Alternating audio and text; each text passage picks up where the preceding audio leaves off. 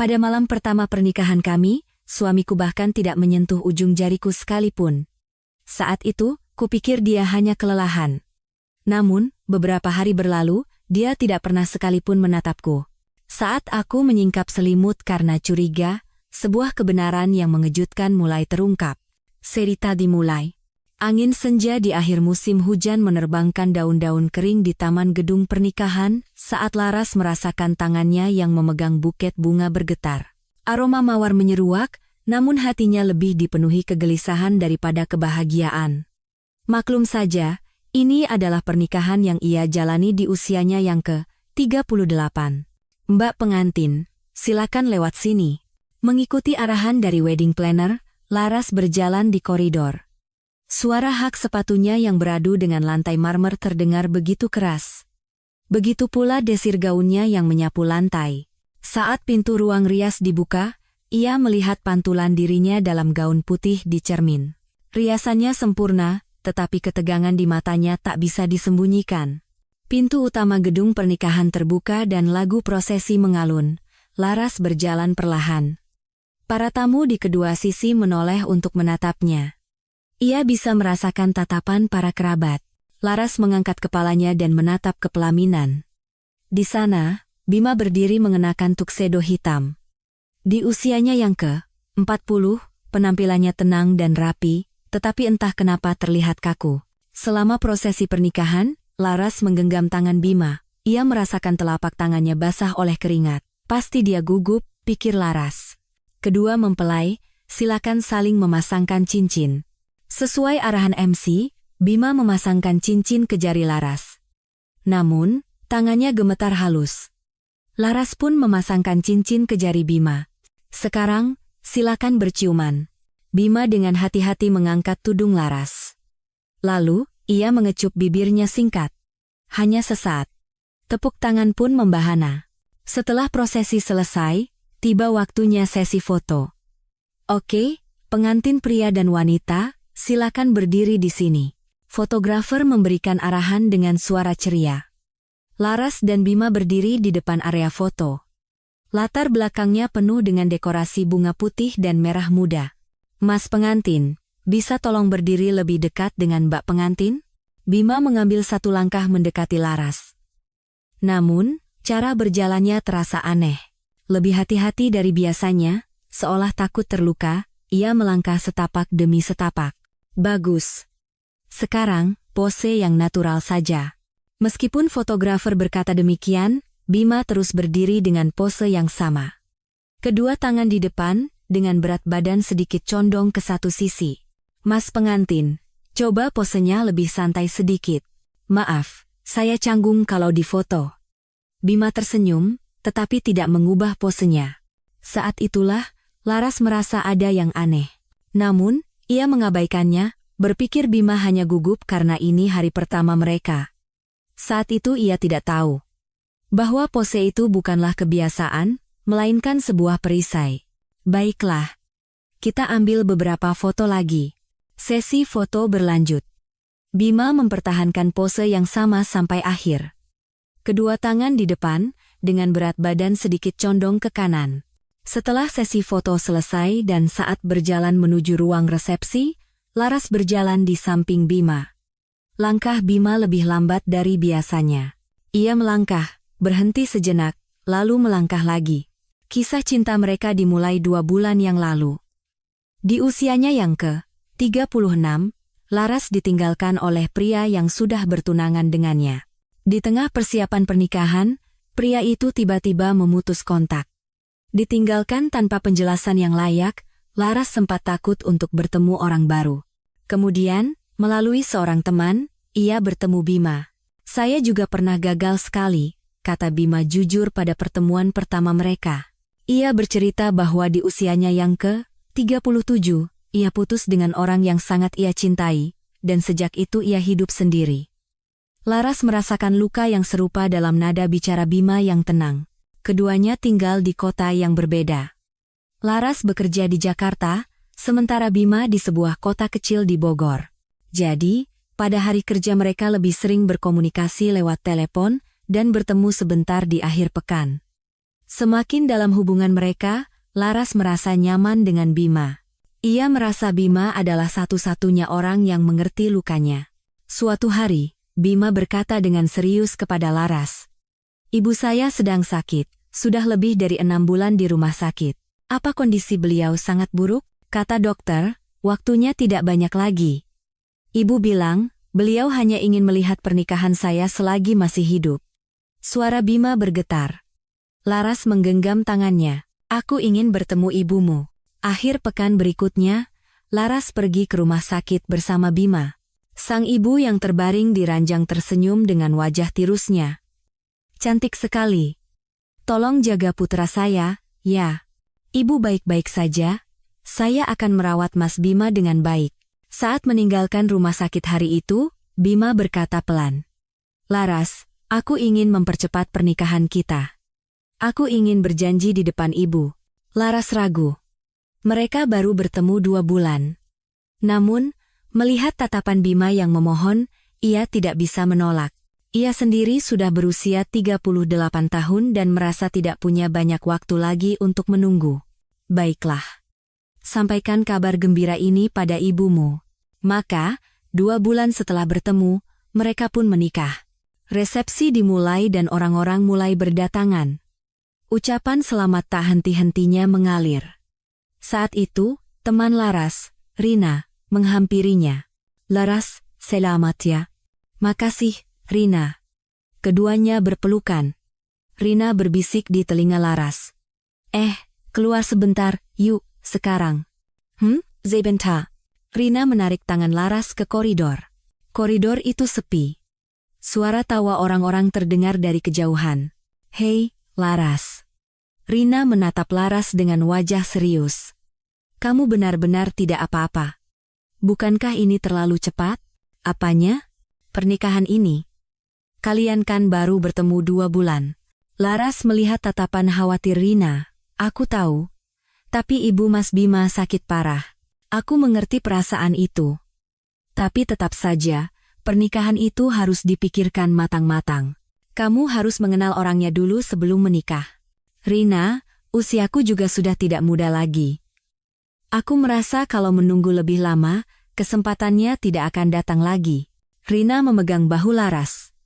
"Hei, kamu lupa betapa menderitanya kamu waktu itu? Bagaimana kalau kejadian seperti itu terulang lagi? Kali ini berbeda. Mas Bima orang baik. Aku tahu dia orang baik. Tapi 2 bulan itu terlalu singkat." Rina menghela napas. "Baiklah, ini keputusanmu, jadi aku tidak akan ikut campur. Tapi kalau ada sesuatu yang aneh, langsung beritahu aku, jangan dipendam sendiri." "Janji?" "Iya, terima kasih." Laras memeluk Rina. Namun, kata-kata Rina meninggalkan sedikit kegelisahan di hatinya. Malam harinya, mereka kembali ke rumah baru mereka. Sebuah apartemen kecil yang sudah disiapkan Bima. Setelah membereskan barang dan mandi, waktu sudah menunjukkan pukul 11 malam. Saat berbaring berdampingan di tempat tidur, jantung Laras berdebar kencang. Ini malam pertama mereka. Namun, Bima perlahan membalikkan badan dan memunggunginya. "Pasti lelah sekali hari ini, ya?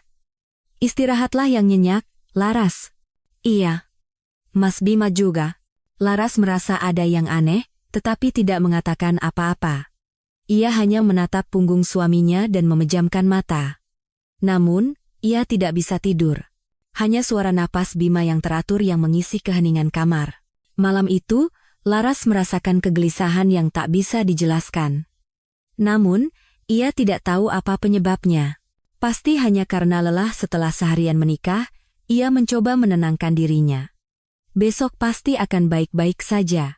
Di luar jendela, angin malam yang sejuk bertiup. Tirai sedikit bergoyang. Bima masih memunggunginya, tak bergerak.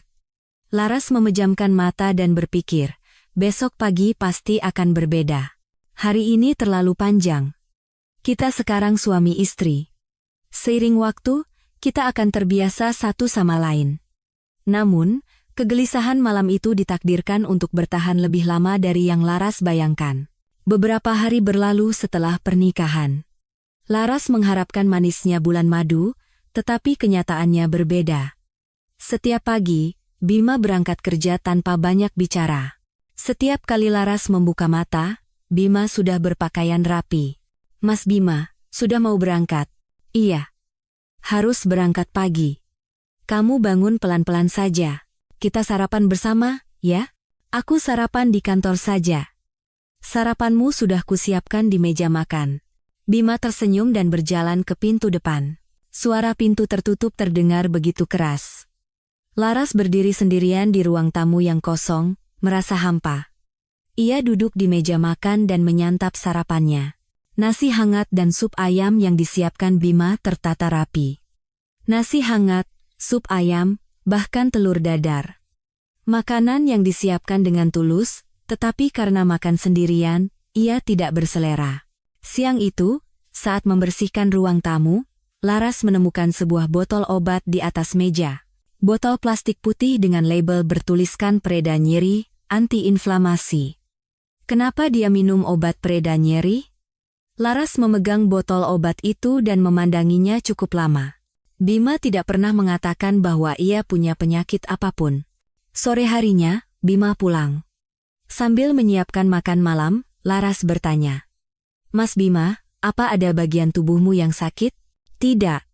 Aku baik-baik saja." "Kenapa?" "Aku lihat ada obat di meja." Ekspresi Bima seketika menegang. Namun, dengan cepat ia mengubahnya menjadi senyum lembut. "Oh, itu. Aku sedikit cedera saat berolahraga, bukan apa-apa." "Cederanya parah?" "Tidak. Sebentar lagi juga sembuh." "Jangan khawatir." Bima tidak berbicara lebih lanjut. Selama makan malam, keheningan menyelimuti mereka, dan Laras menelan kembali pertanyaan-pertanyaan yang ingin ia ajukan. Malam pun tiba. Saat berbaring di tempat tidur, Bima melakukan hal yang sama seperti malam pertama, memunggunginya. Laras menatap punggungnya, ingin mengulurkan tangan tetapi urung. Ia merasakan jarak di antara mereka. Kenapa terasa begitu jauh? Laras tidak mengerti. Mereka sudah menikah, berbaring di ranjang yang sama, tetapi mengapa terasa begitu jauh? Pada hari ketiga, Laras merasa aneh. Keheningan Bima justru terasa nyaman. Ia tidak ingin curiga lagi. Ia merasa ada rahasia besar, tetapi tidak ingin mengetahuinya. Rasanya akan menjadi lebih rumit jika ia tahu. Namun, sore itu, selembar foto yang tak sengaja ia lihat membuat hatinya dingin. Saat merapikan foto-foto pernikahan, ia menemukan selembar foto. Foto Bima yang sedang berdiri sendirian, tetapi bayangan di lantai terlihat aneh. Bayangannya seperti menyebar ke satu sisi, seolah-olah bentuknya tidak utuh. Laras memegang foto itu dan memandanginya lama, jantungnya mulai berdebar kencang. Apa ini? Kenapa bayangannya aneh begini? Namun, ia segera menggelengkan kepala. Pasti hanya salah foto. Mungkin karena sudut cahayanya. Laras menenangkan dirinya sambil memasukkan foto itu ke dalam album. Malam keempat, saat hendak ke kamar mandi, Laras melewati ruang tamu. Di ruang tamu yang gelap, ada secercah cahaya redup. Bima sedang duduk di sofa. "Mas Bima, kenapa belum tidur?" Bima menatap Laras dengan ekspresi kaget. "Oh, Laras, aku tidak bisa tidur." "Ada yang dipikirkan?" "Tidak. Hanya banyak pikiran saja." Bima berdiri. Namun, gerakannya saat berdiri berbeda dari biasanya. Ia memegang erat sandaran tangan sofa dan berdiri perlahan dengan sangat hati-hati. "Kamu tidak apa-apa?" "Iya, tidak apa-apa. Kakiku sedikit kesemutan." Bima berjalan ke kamar. Cara berjalannya sedikit tidak wajar, tetapi karena gelap, tidak terlihat jelas. Pagi hari kelima, saat menjemur pakaian di balkon, Laras menemukan sesuatu yang aneh. Di dalam mesin cuci, ada sepasang kaos kaki yang hanya basah sebelah, kaos kaki yang sangat panjang, sampai ke lutut. Laras mengambil kaos kaki itu dan membukanya. Bagian ujung kaos kaki yang basah sedikit melar. Dan saat ia menciumnya, tercium sedikit aroma obat. Kenapa hanya basah sebelah? Dan bau apa ini? Laras memasukkan kaos kaki itu ke keranjang cucian, tetapi pikirannya terus terganggu. Kegelisahan yang tak bisa dijelaskan menyelimutinya. Pada hari ke-6, saat membersihkan rumah, Laras membuka lemari pakaian di kamar tidur. Pakaian Bima tergantung rapi. Jas, kemeja, celana. Saat merapikan pakaian, ia menemukan sebuah buku catatan kecil yang jatuh di lantai, buku catatan kecil dengan sampul kulit hitam. Laras mengambilnya dan membukanya. Di halaman pertama tertulis, Jurnal Rehabilitasi. Jurnal Rehabilitasi. Saat hendak membalik ke halaman berikutnya, Laras berhenti. Ia merasa tidak pantas melihat barang pribadi suaminya diam-diam. Laras meletakkan kembali buku catatan itu ke dalam lemari. Namun, kata jurnal rehabilitasi terus terngiang di kepalanya. Rehabilitasi? Kenapa ada jurnal rehabilitasi? Malam ke-7, Laras menelepon temannya, Rina. Halo, Rina? Oh, Laras. Ada apa? Aku merasa aneh. Apanya? Laras ragu sejenak, lalu berkata. Suamiku sepertinya menyembunyikan sesuatu dariku. Menyembunyikan? Apa? Aku tidak tahu pasti, hanya perasaan saja. Dia minum obat, ada kaus kaki aneh, dan semacam jurnal rehabilitasi. Rina menghela napas. Hei, apa ku bilang? Kamu menikah terlalu cepat. Seharusnya kamu kenal dulu orangnya. Tapi Mas Bima bukan orang jahat. Masalahnya bukan dia orang jahat atau tidak, tapi dia menyembunyikan sesuatu yang besar. Aku tahu. Tapi rasanya aku juga tidak ingin tahu. Apa? Kenapa? Rasanya akan menjadi lebih rumit kalau aku tahu. Rina terdiam sejenak. Lalu, ia berkata dengan hati-hati. Laras, tapi bukankah kamu harus tahu? Dalam pernikahan, tidak boleh ada rahasia. Iya, aku tahu. Jangan menunggu terlalu lama, oke? Iya. Terima kasih. Setelah menutup telepon, Laras duduk termenung cukup lama. Malam itu, saat berbaring di tempat tidur, Laras berkata kepada Bima. Mas Bima, ya? Apa ada yang ingin kamu katakan padaku? Bima menjawab sambil tetap memunggunginya. Kenapa memangnya? Hanya saja, sepertinya ada sesuatu yang ingin kamu katakan. Keheningan menyelimuti mereka. Beberapa saat kemudian, Bima berkata pelan. Laras, tolong beri aku sedikit waktu lagi. Untuk apa? Aku akan memberitahumu saat aku sudah siap. Kapan? Segera. Sungguh, segera. Bima tidak menjawab lagi. Laras menatap punggungnya dan memejamkan mata. Beberapa hari berlalu, tetapi jarak antara Laras dan Bima tidak kunjung menyempit. Bima tetap berangkat kerja tanpa banyak bicara di pagi hari, dan tidur memunggunginya di malam hari. Laras semakin cemas. Namun, di saat yang sama, ia juga tidak ingin tahu. Keheningan Bima justru terasa nyaman. Ia takut menghadapi kebenaran. Botol obat di atas meja, kaus kaki panjang yang basah sebelah, jurnal rehabilitasi, dan bayangan yang aneh di foto semuanya seolah ingin mengatakan sesuatu, tetapi Laras belum bisa memahami artinya. Di luar jendela, angin sejuk bertiup. Suara daun-daun yang gugur terdengar. Musim berganti menuju puncak musim hujan. Beberapa hari berlalu, jarak di antara mereka tidak kunjung teratasi, lebih dari seminggu berlalu, situasinya tidak membaik. Justru semakin aneh. Setiap pagi, Laras bangun sendirian dan duduk di meja makan. Sambil menyantap sarapan yang disiapkan Bima, ia sering menatap kursi kosong di seberangnya. Sudah lebih dari 10 hari menikah, tetapi mereka belum pernah sekalipun sarapan bersama. Pada hari ke-11, Laras bertanya pada Bima. Mas Bima, apa ada masalah akhir-akhir ini? Masalah apa? Bima berhenti membaca buku dan menatap Laras. Hanya saja, kamu terlihat lelah dan seperti ada yang dipikirkan. Tidak. Aku baik-baik saja. Sungguh? Kamu bisa cerita padaku? Laras, aku sungguh baik-baik saja. Jangan khawatir. Bima kembali mengalihkan pandangannya ke buku. Laras tidak bisa bertanya lebih jauh. Ia merasa Bima sedang menghindari percakapan. Malam itu, Laras tidak bisa tidur dan terus gelisah. Bima yang berbaring di sebelahnya, seperti biasa, memunggunginya. Suara napasnya teratur, tetapi entah ia benar-benar tidur atau tidak. Apa yang sebenarnya dia sembunyikan? Laras menatap langit-langit kamar, tenggelam dalam pikirannya. Keanehan-keanehan yang ia temukan selama 10 hari terakhir terlintas satu persatu.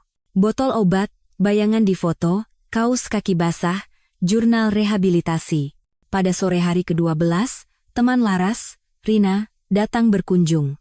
"Hei, Laras. Lama tidak bertemu." "Rina? Kok tum ke sini?" "Hanya penasaran saja." "Bagaimana kabar pengantin baru?" Keduanya duduk di sofa ruang tamu. Setelah Laras menyajikan teh, Rina menyesapnya sekali lalu bertanya. "Suamimu sudah berangkat kerja?" "Iya." "Bagaimana kabarmu? Baik-baik saja?" Laras ragu sejenak, lalu menjawab. "Iya, baik-baik saja." "Kenapa suaramu begitu? Ada masalah?" "Tidak. Hanya sedikit lelah." Rina menatap Laras lekat-lekat. "Hei, aku ini siapa? Aku tahu kalau kamu berbohong." "Ada apa?" Laras menghela napas. "Rina, suamiku sepertinya menyembunyikan sesuatu dariku." "Lagi? Kemarin kan kamu sudah bilang begitu." "Iya. Tapi ini terus berlanjut. Sudah lebih dari 10 hari, dia masih belum membuka hatinya padaku." "Lalu bagaimana?" "Setiap pagi dia berangkat sendirian, malamnya tidur memunggungiku, dan dia jarang mau bicara." Rina meletakkan cangkir tehnya. "Laras, kamu benar-benar tidak apa-apa? Pernikahan ini, bukankah terlalu cepat?" Laras tidak bisa menjawab. "Sudah kubilangkan waktu di resepsi. 2 bulan itu terlalu singkat. Kamu harus kenal dulu orangnya." "Aku tahu. Lalu apa yang akan kamu lakukan? Terus hidup seperti ini?" Laras menggelengkan kepala. "Aku tidak tahu. Aku hanya ingin menunggu sedikit lebih lama." "Sampai kapan?" "Dia bilang dia akan memberitahumu saat sudah siap. Dia minta waktu." Rina menggenggam tangan Laras. "Hei, jangan menunggu terlalu lama. Dalam pernikahan tidak boleh ada rahasia." "Oke." "Iya." Setelah Rina pulang, Laras duduk sendirian di sofa. Ia menatap keluar jendela. Langit tampak mendung, sepertinya akan turun hujan.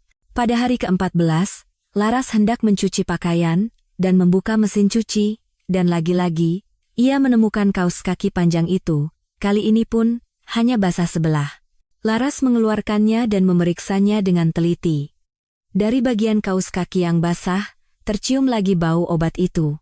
Samar, tetapi jelas. Kenapa selalu basah sebelah? Dan bau apa ini? Laras memasukkan kaos kaki itu ke keranjang cucian, tetapi pikirannya terus terganggu. Kegelisahan yang tak bisa dijelaskan semakin membesar. Malam itu, saat Bima pulang, Laras memberanikan diri untuk bertanya. "Mas Bima?" "Ya? Aku mau tanya sesuatu." Ekspresi Bima seketika menegang. "Apa?" "Kaos kaki yang Mas pakai? Yang panjang sekali itu." "Iya." "Kenapa dengan kaos kaki itu?"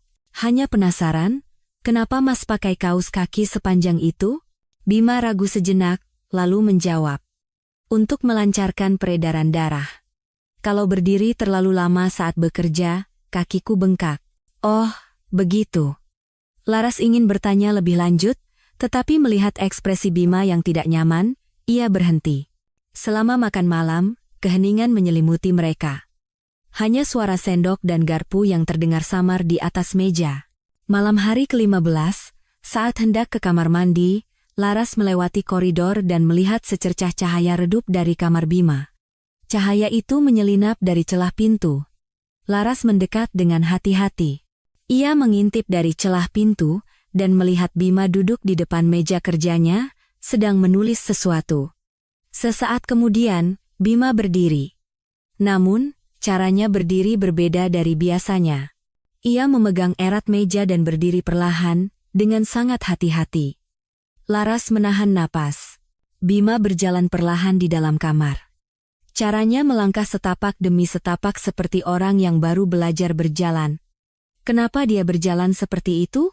Laras ingin melihat lebih lama, tetapi takut ketahuan. Ia segera pergi ke kamar mandi. Saat kembali berbaring di tempat tidur, ia tidak bisa tidur. Pemandangan yang baru saja ia lihat terus berputar di kepalanya. Pada hari ke-16, Laras memutuskan. Ia tidak bisa menunggu lebih lama lagi.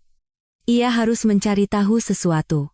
Sore itu, setelah Bima berangkat kerja, Laras memeriksa kembali seisi rumah. Kali ini, Ia membuka laci di kamar tidur. Di dalam laci, ada barang-barang pribadi Bima. Dompet, jam tangan, pulpen. Dan di sudut, ada selembar foto kecil. Laras mengambil foto itu. Foto Bima di masa mudanya bersama seseorang.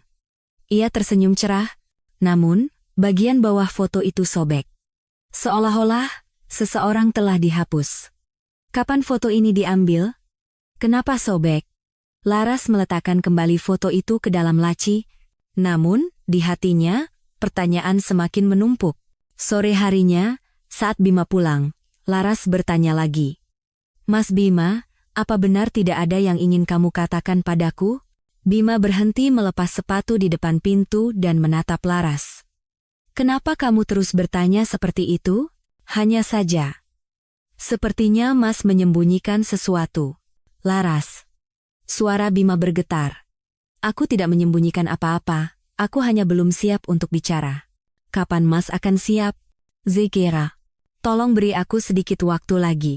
Bima masuk ke kamarnya. Laras ditinggalkan sendirian di ruang tamu. Malam itu, berbaring di tempat tidur, Laras tidak bisa tidur. Ia menatap punggung Bima dan berpikir, apa yang sebenarnya dia sembunyikan? Kenapa dia tidak bisa memberitahuku? Selama lebih dari 2 minggu, Laras menemukan banyak keanehan. Namun, ia masih belum tahu apa arti semua itu. Botol obat, bayangan aneh di foto, kaos kaki basah sebelah, jurnal rehabilitasi, cara berjalan yang hati-hati, dan punggung yang selalu ia lihat setiap malam. Semuanya seolah ingin mengatakan sesuatu, tetapi Laras belum bisa memahaminya. Setiap kali melihat kaos kaki basah di mesin cuci, kegelisahan yang tak bisa dijelaskan merasukinya. Namun, ia tidak tahu persis apa artinya, atau mengapa ia begitu gelisah. Laras menatap keluar jendela. Bintang-bintang mulai bermunculan di langit malam. Angin sejuk menggoyangkan jendela. Selama lebih dari 2 minggu, hanya keheningan yang mengisi hubungan mereka. Bima masih berangkat kerja tanpa banyak bicara di pagi hari, dan memunggunginya di malam hari. Dan Laras masih menunggu. Menunggu sampai Bima membuka mulutnya. Namun, Laras tidak tahu bahwa keheningan itu akan segera pecah. Dan kebenaran yang akan ia ketahui jauh lebih besar dari yang ia bayangkan. 2 bulan berlalu, dan musim telah sepenuhnya beralih ke puncak musim hujan. Hubungan Laras dan Bima masih di tempat yang sama. Atau mungkin, semakin jauh. Bima masih berangkat kerja tanpa banyak bicara dan tidur memunggunginya. Namun, Laras tidak lagi bertanya. Ia tahu Bima tidak akan menjawab. Sebaliknya, ia diam-diam mengamati. Setiap gerakan Bima, setiap kebiasaannya, setiap keanehannya. Malam itu sudah larut. Laras bangun dari tempat tidur untuk ke kamar mandi. Saat melewati koridor, ia melihat secercah cahaya redup dari celah pintu kamar Bima, masih belum tidur. Laras mendekat dengan hati-hati. Namun, dari celah pintu tercium bau aneh, bau obat, bau disinfektan khas rumah sakit. Bau apa ini? Laras mengendus. Benar, itu bau obat. Campuran alkohol dan disinfektan. Saat ragu apakah harus mengetuk pintu atau tidak, Laras memutuskan pergi ke kamar mandi. Saat keluar dari kamar mandi, terdengar suara kecil dari kamar Bima. Seperti suara sesuatu yang jatuh, Laras berdiri di depan pintu. Hendak mengetuk, tetapi berhenti. Dari dalam, terdengar suara erangan Bima. Oh, erangan kecil, tetapi jelas. Suara kesakitan. Mas Bima, Laras mengetuk pintu. Kamu tidak apa-apa? Dari dalam terdengar suara gerakan tergesa-gesa. Sepertinya Bima sedang membereskan sesuatu dengan terburu-buru. Iya, tidak apa-apa. Suara Bima terdengar, tetapi berbeda dari biasanya. Bergetar. Buka pintunya. Aku khawatir. Tidak apa-apa. Aku akan segera keluar. Laras berdiri menunggu di depan pintu. Beberapa saat kemudian, pintu terbuka. Bima keluar dengan wajah pucat. Keringat membasahi dahinya. Kamu benar tidak apa-apa? Iya. Hanya sakit perut sedikit. Perlu ke rumah sakit? Tidak. Minum obat juga sembuh. Bima melewati Laras dan masuk ke kamar tidur. Laras melirik sekilas ke dalam kamar yang baru saja ditinggalkan Bima. Bau obat itu masih menyengat di dalam. Saat kembali ke tempat tidur, Bima sudah berbaring. Tentu saja, memunggunginya. "Mas Bima, kamu sungguh baik-baik saja?" "Iya." "Tidurlah. Kamu juga harus tidur." Laras tidak bertanya lebih jauh. Namun, ia tidak bisa tidur. Bau obat yang baru saja ia cium terus terngiang di hidungnya. Apa yang sebenarnya dia lakukan? Kenapa ada bau obat? Keesokan paginya, Bima berangkat lebih pagi dari biasanya. Saat Laras bangun, Bima sudah tidak ada di rumah.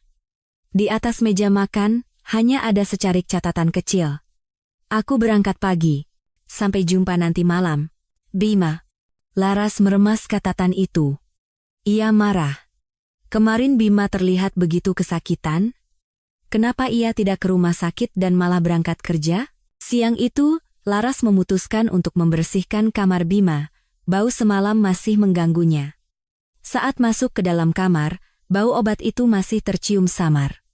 Laras membuka jendela untuk sirkulasi udara. Angin musim hujan yang dingin masuk ke dalam kamar. Saat membersihkan, ia melongok ke bawah tempat tidur. Ada tumpukan debu, dan di antara debu itu, terlihat sesuatu yang putih. Laras mengulurkan tangan dan mengambilnya. Itu adalah perban putih. Perban bekas pakai yang sudah usang. Di salah satu ujungnya, ada sedikit noda darah. Apa ini? Kenapa ada perban di bawah tempat tidur? Laras membuka gulungan perban itu. Cukup panjang. Dan di bagian tengahnya, terlihat bekas pemakaian yang paling sering. Bau obat juga tercium samar. Apa Mas Bima terluka? Terluka di mana sampai pakai perban sepanjang ini? Laras hendak meletakkan kembali perban itu ke bawah tempat tidur, tetapi berhenti. Jika ia meletakkannya kembali, Bima akan tahu ia sudah melihatnya. Laras meletakkan perban itu dengan hati-hati di tempat semula. Namun, kini ia yakin. Bima pasti terluka di suatu tempat. Dan lukanya parah. Karena itu ia memakai perban, minum obat, dan merawatnya sendirian setiap malam. Tapi kenapa dia tidak ke rumah sakit? Kenapa dia tidak memberitahuku? Sore harinya, Bima pulang. Sambil menyiapkan makan malam, Laras bertanya dengan hati-hati. "Mas Bima, kemarin kamu sakit parah, ya?" "Tidak. Aku baik-baik saja. Hari ini bagaimana?" "Sudah baikan. Jangan khawatir." Bima tersenyum, tetapi wajahnya masih terlihat lelah. "Mas Bima, apa ada bagian tubuhmu yang terluka?" Tangan Bima seketika berhenti. Tangan yang hendak menuang air berhenti di udara. "Kenapa kamu bertanya seperti itu?" "Hanya saja, belakangan ini kamu terlihat sangat menderita." "Tidak. Aku baik-baik saja." "Sungguh?" "Iya, sungguh." Bima seolah tidak ingin melanjutkan percakapan dan masuk ke kamarnya. Malam itu, Laras lagi-lagi tidak bisa tidur sampai larut malam. Perban yang ia temukan di bawah tempat tidur terus berputar di kepalanya. Terluka di mana sebenarnya? Kenapa dia menyembunyikannya? Sekitar pukul 10 malam, Laras merasa haus dan pergi ke dapur. Saat minum air dan kembali, ia melihat lagi cahaya dari kamar Bima. Laras mendekat diam-diam. Dari celah pintu, ia melihat Bima duduk di depan meja kerja. Ia sedang melakukan sesuatu, tetapi tidak terlihat jelas karena sudutnya. Tiba-tiba, Bima menundukkan kepala. Dan lagi-lagi, ia mengerang. Laras menahan napas. Bima memegang erat meja. Sepertinya sedang menahan sakit. Beberapa saat kemudian, Bima mengangkat kepala lagi. Dan perlahan, ia berdiri. Memegang erat meja, dengan sangat hati-hati. Laras segera menjauh, takut ketahuan. Saat kembali berbaring di tempat tidur, pikiran Laras kacau. Temuan-temuan hari ini seperti kepingan puzzle yang berserakan.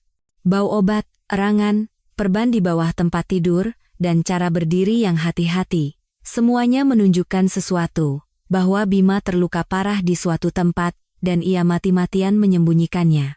Kenapa? Kenapa dia menyembunyikannya? Aku ini istrinya, kenapa dia tidak memberitahuku? Malam berikutnya sama saja. Dari kamar Bima, tercium lagi bau obat itu. Laras tidak tahan lagi dan mengetuk pintu.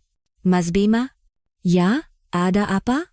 Setiap malam kamu melakukan apa di dalam? Bukan apa-apa. Tapi ada bau obat. Keheningan menyelimuti mereka. Beberapa saat kemudian, pintu terbuka. Bima keluar dengan wajah pucat. Laras, ini hanya untuk pengobatan. Pengobatan? Mengobati apa? Bukan apa-apa. Sebentar lagi juga sembuh. Mas Bima, aku ini istrimu. Tolong beritahu aku. Bima menatap Laras. Tatapannya goyah.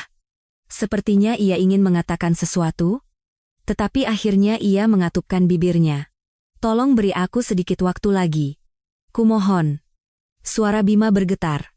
Dalam getaran itu, Laras merasakan ketakutan, bahwa Bima sedang takut akan sesuatu. Malam itu, Laras memutuskan. Ia tidak bisa menunggu lebih lama lagi. Ia harus memastikannya sendiri. Jika ada kesempatan, saat Bima tertidur, ia harus melihatnya sendiri. Apa yang disembunyikan, di mana lukanya, kenapa ia begitu mati-matian menutupinya. Ia harus mencari tahu, bahkan jika itu berarti harus menyingkap selimutnya. Setelah 2 bulan, kecurigaan Laras berubah menjadi keyakinan. Bima jelas menyembunyikan sebuah rahasia. Dan rahasia itu ditakdirkan untuk segera terungkap. Pukul 2 dini hari. Hujan mulai turun di luar. Suara rintik hujan mengetuk jendela. Tok, tok. Awalnya suara kecil, lalu semakin deras. Laras terbangun. Ia membuka mata dan melihat langit-langit kamar. Cahaya redup lampu jalan menyelinap melalui celah tirai, menciptakan bayangan yang bergoyang di langit-langit. Ia menoleh ke samping. Bima tertidur lelap. Tentu saja, memunggunginya. Napasnya teratur. Punggungnya yang mengenakan piyama naik turun perlahan. Laras kembali menatap langit-langit. Suara hujan memenuhi kamar. Di luar, angin juga mulai bertiup. Terdengar suara ranting pohon yang mengenai jendela. Di luar gelap gulita. Kegelapan malam musim hujan menyelimuti rumah. Hanya cahaya lampu jalan yang samar, sangat samar, menyelinap melalui celah tirai. Laras menatap punggung Bima. Selimut menutupi tubuhnya, dari bahu sampai ujung kaki, tertutup rapat. Pemandangan yang sama seperti biasanya. Namun, hari ini berbeda. Kecurigaan yang menumpuk selama 2 bulan terakhir menekan hatinya. Botol obat, bayangan aneh di foto, kaos kaki basah sebelah, jurnal rehabilitasi, bau obat, erangan, perban putih di bawah tempat tidur, cara berjalan yang hati-hati, sikapnya yang menghindari tangga dan menolak jalan-jalan. Semuanya seolah ingin mengatakan sesuatu. Namun, Laras masih belum tahu apa itu. Aku harus memastikannya hari ini. Laras merasakan jantungnya berdebar kencang. Dadanya bergemuruh. Tangannya bergetar. Bibirnya kering. Ia mencoba membasahi bibirnya dengan lidah, tetapi langsung kering lagi. Namun, ia tidak bisa menunggu lebih lama. Ia sudah bersabar dan menunggu selama lebih dari 2 bulan. Sekarang, ia harus tahu. Laras dengan hati-hati bangkit. Ia bergerak sangat perlahan agar tidak membangunkan Bima. Ia berhati-hati agar pegas tempat tidur tidak berderit. Ia memindahkan berat badannya perlahan dan duduk. Di luar, suara hujan semakin deras. Suara guntur juga terdengar samar. Guntur rendah yang menggema dari kejauhan. Laras berlutut dan menatap Bima. Bima masih tertidur lelap, napasnya masih teratur. Sesekali ia sedikit mendengkur. Laras menatap wajah Bima. Wajahnya yang tertidur tampak damai. Tidak ada ekspresi tegang seperti yang biasa ia lihat di siang hari, kerutan di dahinya pun hilang. Maafkan aku, Mas Bima. Tapi aku harus tahu. Laras mengulurkan tangannya. Ujung jarinya menyentuh ujung selimut. Ia merasakan sentuhan kain yang dingin.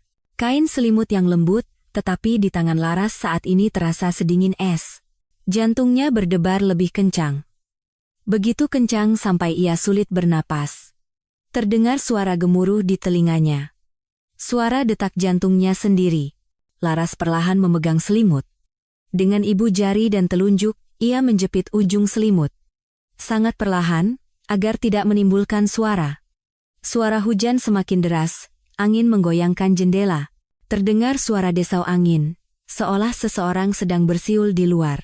Laras menarik napas dalam-dalam.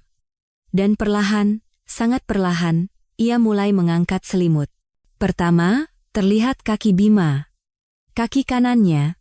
Ia mengenakan kaos kaki. Kaos kaki katun hitam. Kaki yang normal. Bentuk jari-jari kakinya sedikit terlihat dari balik kaos kaki. Laras terus mengangkat selimut. Lebih perlahan. Lebih hati-hati. Tangannya bergetar, membuat selimut sedikit bergoyang. Terlihat pergelangan kaki kanannya. Kakinya. Betisnya. Sampai ke lutut. Semuanya normal. Kaki normal yang terlihat di bawah celana piyama. Tetapi, sisi kirinya berbeda. Di sisi kiri, ada kaos kaki panjang itu, kaos kaki putih panjang sampai di atas lutut. Kaos kaki yang sama yang selalu dilihat Laras saat mencuci, yang selalu basah sebelah. Tangan Laras semakin bergetar, tetapi ia tidak bisa berhenti.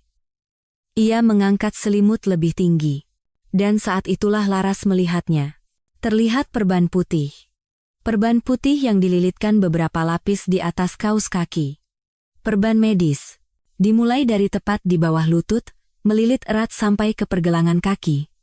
Perbannya terlihat bersih, tetapi ujungnya sedikit usang. Ada bekas pemakaian berulang kali. Napas Laras menjadi sesak. Tetapi ia terus mengangkat selimut. Namun, itu bukan segalanya. Saat melihat bagian bawah perban, di bawah pergelangan kaki, tubuh Laras membeku. Di sana, tidak ada kaki. Tepatnya, bukan kaki sungguhan. Ada kaki buatan berwarna kulit yang terlihat licin dan keras. Kaki palsu yang terbuat dari plastik dan logam. Di bagian pergelangan kaki, terlihat sendi logam. Berkilau samar terkena cahaya. Bentuk jari-jari kaki juga ada, tetapi bukan jari kaki sungguhan. Jari-jari kaki dari plastik yang tidak bisa bergerak. Laras merasa napasnya berhenti. Waktu seakan berhenti. Suara hujan, suara guntur, suara angin, semua suara lenyap, telinganya menjadi tuli. Seolah-olah ia masuk ke dalam air. Laras membeku di tempat. Tangan yang memegang selimut, posisi berlutut, semuanya berhenti. Ia seolah tidak bernapas. Ini apa? Pikiran Laras menjadi kosong. Ia tidak bisa berpikir apa-apa. Hanya pemandangan di depan matanya yang begitu jelas. Perban putih, dan di bawahnya, kaki buatan. Sendi logam, kaki plastik. Kaki kiri Bima. Bukan kaki sungguhan. Tangan Laras bergetar. Tangan yang memegang selimut gemetar hebat. Bulu kuduknya meremang. Punggungnya terasa dingin. Ujung jarinya menjadi dingin. Mas Bima. Mas Bima. Kakinya. Satu kakinya tidak ada. Ia tidak bisa menggenli pikirannya. Guncangannya terlalu besar. Pikirannya kacau balau. Laras tetap diam membeku. Entah berapa lama waktu berlalu. 1 detik? 10 detik? 1 menit? Jantungnya masih berdebar kencang. Begitu kencang, seolah akan meledak. Saat itu, Bima bergerak. Dengan erangan kecil, Bima membalikkan badan. Perlahan, sangat perlahan. Laras terkejut dan melepaskan selimut. Selimut itu jatuh dengan suara pelan, kembali menutupi tubuh Bima. Bima membuka matanya. Perlahan. Awalnya hanya setengah terbuka, lalu semakin lebar. Mata mereka bertemu. Mata Bima semakin membelalak. Ia menyadari Laras sedang berlutut menatapnya. Dan selimutnya sedikit tersingkap. Wajah Bima menjadi pucat pasi. Laras. Suara Bima bergetar. Suara yang parau. Laras berkata dengan bibir gemetar. Mas, Bima, aku. Kata-katanya tidak keluar. Tenggorokannya tercekat. Ia tidak tahu harus berkata apa. Bima perlahan bangkit duduk. Selimutnya melorot sampai ke lutut. Bima menunduk melihat kakinya. Kaki kirinya. Kaki yang terbalut perban putih. Lalu, ia kembali menatap Laras. Tatapannya goyah, campuran antara takut, sedih, dan pasrah. Kamu, sudah lihat. Suara Bima pelan. Nyaris tak terdengar, lemah seperti akan tertiup angin. Laras mengangguk. Perlahan. Air mata mulai menggenang. Matanya terasa panas. Bima memejamkan mata. Lalu, ia menghela napas panjang. Huhu. Seolah-olah melepaskan napas yang sudah lama ia tahan, bahunya merosot. Ya. Akhirnya kamu tahu juga. Suara Bima terdengar pasrah. Seolah-olah momen yang sudah lama ia tunggu akhirnya tiba. Mas Bima. Suara Laras juga bergetar. Maafkan aku, Laras. Karena sudah menyembunyikannya. Bima menyingkap selimutnya sendiri. Memperlihatkan kedua kakinya sepenuhnya. Kaki kanan dan kaki kiri. Bagian yang terbalut perban putih. Dan di bawahnya, kaki buatan. Air mata Laras mengalir. Membasahi pipinya hingga ke dagu. Ia sendiri tidak tahu persis kenapa ia menangis. Apakah karena sedih, karena guncangan, atau karena membayangkan betapa beratnya beban yang Bima pikul selama ini. Sejak kapan?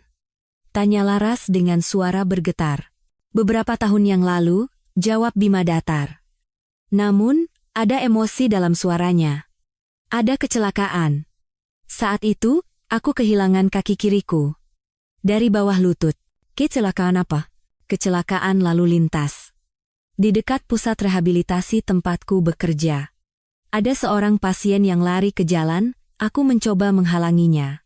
Suara Bima tercekat sejenak. Aku tertabrak mobil. Pasien itu selamat, tapi aku kehilangan kakiku. Laras menutup mulutnya dengan tangan. Kenapa?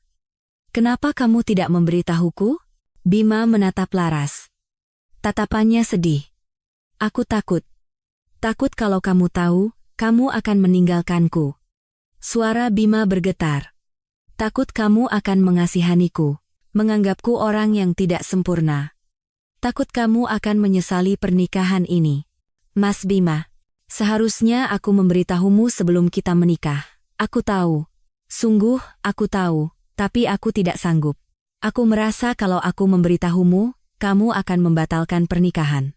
Aku sudah terlalu kesepian. Saat bertemu denganmu, aku sangat bahagia. Aku tidak ingin kehilangan kebahagiaan itu. Air mata mengalir dari mata Bima. Laras menghapus air matanya. Tetapi air mata terus mengalir. Jadi, setiap pagi kamu bangun lebih awal. Untuk memakainya sebelum aku lihat, Bima mengangguk.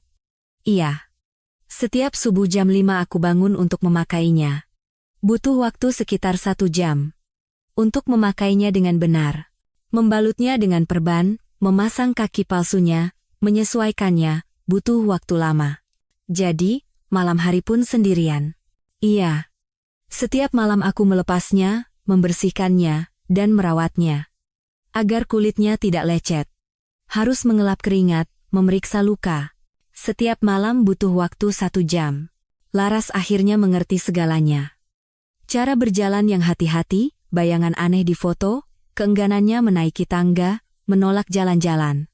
Semuanya terjelaskan. Semua kepingan puzzle telah tersusun. Mas Bima, maafkan aku, Laras. Sungguh, maafkan aku. Air mata Bima terus mengalir. Ini sama saja dengan menipumu. Aku telah membohongimu. Aku tidak pantas dimaafkan. Bukan. Laras menggelengkan kepala. Menghapus air matanya. Ini bukan penipuan. Ia menggenggam tangan Bima. Tangan yang hangat. Aku kaget. Sangat kaget. Terguncang juga. Tapi aku tidak menganggap ini penipuan. Aku mengerti kenapa kamu tidak bisa memberitahuku. Bima menatap Laras. Dengan mata yang buram karena air mata. Sungguh? Iya. Hanya saja. Akan lebih baik jika kamu memberitahuku. Aku pasti bisa mengerti. Kamu tidak perlu menyembunyikannya sendirian dengan begitu menderita. Kamu tidak akan meninggalkanku? Suara Bima bergetar. Terdengar permohonan di dalamnya. Laras menggenggam tangan Bima lebih erat. Aku tidak akan pergi. Aku menikah dengan Mas Bima. Bukan dengan kaki Mas Bima. Aku mencintai Mas Bima sebagai seorang pribadi. Bima menangis terseduh-seduh. Air mata yang ia tahan selama lebih dari 2 bulan tumpah ruah. Bahunya berguncang. Laras pun ikut menangis. Ia memeluk Bima erat. Di luar, hujan masih turun, Suara hujan menyelimuti tangisan mereka. Pukul 2 dini hari. Momen saat selimut itu tersingkap, semuanya berubah. Rahasia terungkap, keheningan pecah. Dan mereka berdua, akhirnya, mulai menjadi pasangan suami istri yang sesungguhnya. Sinar matahari pagi menyelinap melalui celah tirai. Hujan semalam telah reda, dan langit cerah membentang. Laras membuka matanya. Ia menoleh ke samping tempat tidur, Bima tidak ada. Namun, kali ini berbeda. Ia tidak merasa cemas. Terdengar suara dari ruang tamu. Aroma kopi yang diseduh tercium sampai ke kamar. Laras bangkit dari tempat tidur dan berjalan ke ruang tamu. Bima sedang berdiri di dapur, menyeduh kopi. Penampilannya sama seperti biasa, namun, sekarang Laras tahu bahwa kaki kirinya bukanlah kaki sungguhan. Sudah bangun, Bima menoleh ke arah Laras dan berkata. Suaranya terdengar hati-hati. Iya. Semalam bisa tidur? Iya, tidur nyenyak, bohong. Laras tahu. Lingkaran hitam di bawah mata Bima semakin tebal. Mungkin ia tidak tidur sama sekali. Bima meletakkan 2 cangkir kopi di meja makan. Lalu, ia perlahan duduk di kursi. Lebih hati-hati dari biasanya. Laras pun duduk di seberangnya. Untuk beberapa saat, mereka terdiam. Uap mengepul dari cangkir kopi. Di luar, terdengar kicauan burung. Laras, Bima membuka pembicaraan. Ya? Tentang semalam. Aku benar-benar minta maaf. Tidak apa-apa. Tidak baik-baik saja. Aku telah membohongimu. Itu adalah hal yang tidak bisa dimaafkan. Suara Bima bergetar. Tangan yang memegang cangkir kopi juga sedikit gemetar. Mas Bima, Laras mengulurkan tangannya di atas meja dan menutupi tangan Bima. Aku tidak marah. Tapi aku kaget. Terguncang juga. Tapi sekarang aku mengerti kenapa kamu tidak bisa memberitahuku. Bima menatap Laras. Tatapannya penuh tanya. Sungguh? Kamu benar-benar tidak marah? Iya. Justru aku yang minta maaf. Kamu? Kenapa?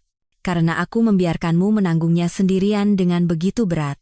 Seandainya aku bisa lebih mendekat, membuatmu lebih nyaman, mungkin kamu bisa memberitahuku. Suara Laras juga bergetar. Mata Bima berkaca-kaca. Laras. Terima kasih.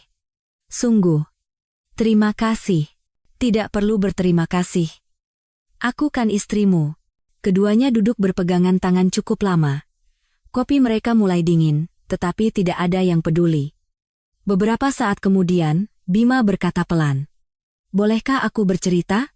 Iya. Tentang diriku. Bagaimana aku kehilangan kaki, dan bagaimana aku hidup setelahnya. Aku ingin memberitahumu. Laras mengangguk. Ceritakanlah. Aku ingin mendengarnya. Bima menyesap kopinya sekali. Lalu, ia mulai bercerita perlahan. 3 tahun yang lalu. Saat usiaku 37 tahun. Suara Bima tenang, tetapi ada getaran di dalamnya. Saat itu, aku bekerja di pusat rehabilitasi yang sama seperti sekarang, sebagai fisioterapis. Setiap hari aku membantu pasien rehabilitasi. Pasti pekerjaan yang berat, tapi memuaskan.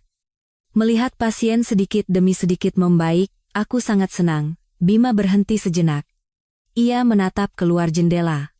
Hari itu juga hari yang biasa, musim kemarau. Cuacanya sangat bagus. Langit cerah, dan angin sepoi-sepoi. Suara Bima merendah. Saat jam pulang kerja, aku keluar dari gedung. Saat hendak menyeberang di zebra cross depan gedung, aku melihat seorang pasien. Pak Suryo, salah satu pasien yang kutangani. Ya, kakek itu tiba-tiba lari ke jalan tanpa melihat lampu lalu lintas.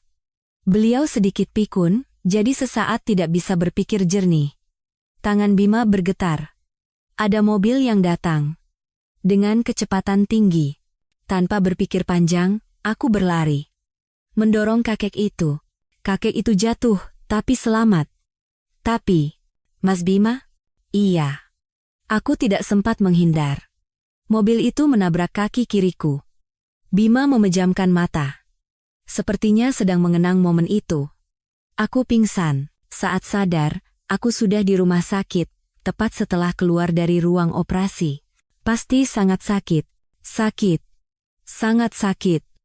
Tapi yang lebih berat adalah kata-kata dokter. Suara Bima semakin pelan. Kakinya tidak bisa diselamatkan.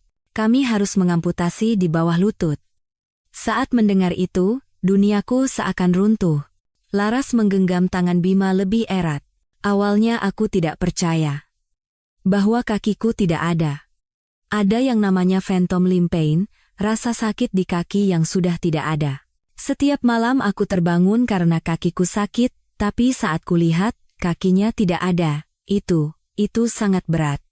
Air mata mengalir dari mata Bima. Rehabilitasi juga berat. Belajar memakai kaki palsu, belajar berjalan lagi. Seperti bayi yang baru belajar berjalan. Jatuh lagi, berkali-kali. Tapi sekarang Mas berjalan dengan baik. Butuh waktu 1 tahun. Untuk bisa berjalan dengan benar, setiap hari aku berlatih. Bangun pagi, memakai kaki palsu, berlatih sepanjang hari, melepasnya di malam hari. Aku mengulangi proses itu selama 1 tahun. Bima menyesap kopinya lagi. Yang paling berat adalah pandangan orang-orang. Pandangan? Iya. Semua orang menatapku dengan kasihan. Kasihan ya, masih muda. Malang sekali nasibnya. Pasti berat ya. Setiap kali mendengar kata-kata itu, hatiku sakit. Aku tidak ingin menjadi orang yang dikasihani. Suara Bima terdengar getir. Jadi, aku menghindari orang. Aku tidak suka keluar rumah, tidak suka bertemu siapapun, aku hanya di rumah saja. Jadi, pacaran juga. Iya. Aku tidak pacaran. Atau lebih tepatnya, tidak mau. Kalau bertemu seseorang, suatu saat aku harus menceritakan ini, kan? Aku takut. Bagaimana reaksi orang itu? Apakah dia akan pergi? Bima menatap Laras. Lalu, aku bertemu denganmu. Laras pun menatap Bima. Saat bertemu denganmu, setelah sekian lama, aku merasa bahagia. Kamu mengerti lukaku. Karena kamu juga punya luka, kita bisa saling menghibur. Aku juga merasakan hal yang sama. Tapi aku tidak bisa memberitahumu tentang kakiku. Aku merasa kalau aku memberitahumu, kamu akan pergi. Jadi aku menyembunyikannya. Terus menyembunyikannya. Suara Bima bergetar. Saat kita harus menikah cepat karena ibuku sakit, aku tahu aku harus memberitahumu. Tapi aku tidak sanggup. Aku ingin berjanji di depan ibuku, dan aku ingin hidup bersamamu. Jadi, aku menikah begitu saja. Mas Bima. Setelah menikah pun, setiap hari aku cemas. Aku tahu suatu saat akan ketahuan. Jadi aku semakin hati-hati. Bangun subuh, merawatnya sendirian di malam hari, tidur memunggungimu. Berat, tapi tidak ada pilihan lain. Bima menunduk, tapi semalam, ketahuan juga. Hal yang paling kutakutkan terjadi. Keheningan menyelimuti mereka. Laras menggenggam tangan Bima erat. Mas Bima, angkat kepalamu. Bima perlahan mengangkat kepalanya. Aku tidak akan pergi. Zonggu? Iya, Zonggu. Kamu orang yang berani. Kamu kehilangan kaki karena menyelamatkan orang lain. Dan kamu bertahan melalui rehabilitasi yang berat selama 1 tahun. Kamu bangkit lagi. Betapa hebatnya itu. Suara Laras bergetar. Kamu orang yang utuh. Tidak punya 1 kaki bukan berarti tidak utuh. Keberanianmu, kehangatanmu, perhatianmu. Itulah dirimu yang sebenarnya. Itulah dirimu yang kucintai. Air mata mengalir deras dari mata Bima. Terima kasih. Sungguh, terima kasih. Mulai sekarang, jangan sembunyi-sembunyi lagi. Tidak perlu bangun subuh lagi. Tidak perlu menderita sendirian di malam hari. Aku akan membantumu. Laras. Kita ini suami istri. Kita lakukan bersama-sama. Bima bangkit dan memeluk Laras erat. Laras pun memeluk Bima. Keduanya berpelukan cukup lama. Dari luar jendela, sinar matahari yang hangat masuk, terdengar kicauan burung. Hujan semalam telah benar-benar reda, dan dunia terasa cerah dan bersih. Pagi yang sunyi diisi dengan pengakuan, dan tembok di antara mereka berdua telah runtuh. Sekarang, mereka bisa menjadi pasangan suami istri yang sesungguhnya. Bima menyeduh kopi lagi. Membuang kopi yang sudah dingin dan membuat yang baru. Laras diam-diam memperhatikan gerakan Bima. Sekarang ia tahu. Gerakan kaki kirinya sedikit berbeda. Sedikit lebih hati-hati, sedikit lebih waspada dari kaki kanannya. Namun, itu adalah gerakan yang sudah terbiasa. Hasil latihan selama 3 tahun. Bima kembali dengan kopi baru dan duduk. Laras? Ya, aku ingin menceritakan lebih banyak tentang hari itu. Boleh? Tentu saja. Ceritakanlah. Bima menyesap kopinya sekali dan mulai bercerita perlahan. Kalau dipikir-pikir, sebelum kejadian itu, aku adalah orang yang sangat biasa. Suara Bima tenang, tetapi ada nada kerinduan di dalamnya.